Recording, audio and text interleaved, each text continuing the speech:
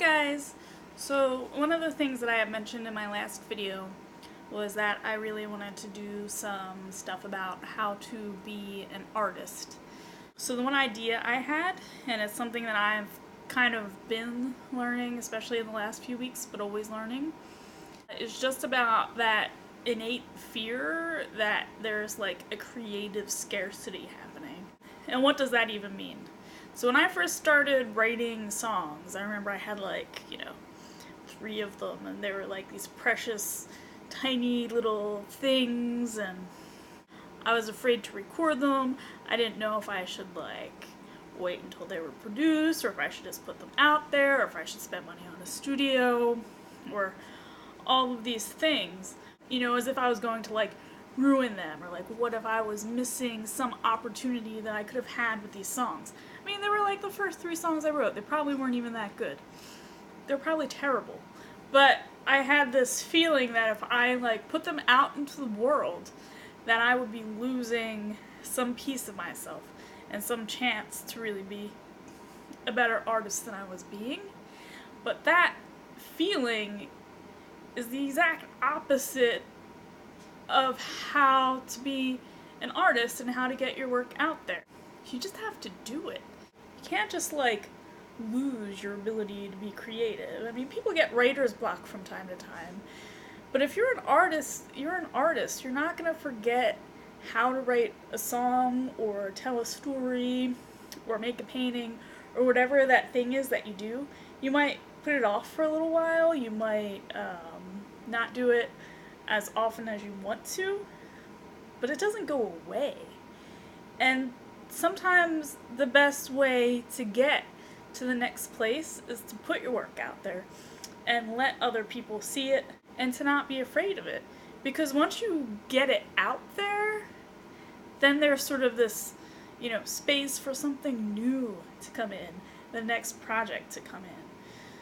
I spent a lot of time in New York, and sometimes getting on and off the elevator in Penn Station, which sounds really rudimentary, can be like bizarrely hard because tourists don't know what they're doing. So I remember one time, you get to the top of the elevator and you're like about to get crushed because people aren't like walking. You have to keep walking because there's this line of like 1,000 people behind you, and everyone's just like getting to the elevator up top, and there's nowhere to go, just gonna like domino down. So you have to actually tell people like move, like get out of the way, and like people just get stuck at the top of the elevator. It's craziness. And I think sometimes our creativity is like that. Like it gets, we go through the process. We have this great idea, we execute it, or maybe we're just thinking about it because we don't really know what to do with it yet. And we don't want to let it off the elevator. And then in the meantime, you have like 50 other ideas for this art you could be creating that are stuck on the elevator and they can't get out. And you're sitting here thinking like, ugh, why is this one thing the only thing that I can seem to think about or work on?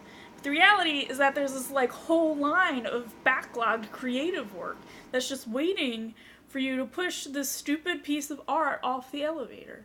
So you have to keep moving forward, because that's the only way you can make room for the next piece to come. We get these ideas that everything has to be perfect, and you have to wait for some special magical thing to happen. But the reality is you just have to make art, and you have to keep putting it in a place that people can see it. Because you're going to keep getting better.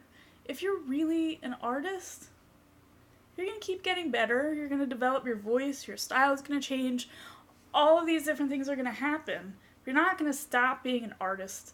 You're not going to suddenly see the world the way boring people do. Like, that's not a real thing. So that's just what I wanted to talk about is, stop being afraid that there's some limited supply of creativity out there for you to use, because that's not true. So I hope that's helpful, and I will see you in the next video. Bye, guys.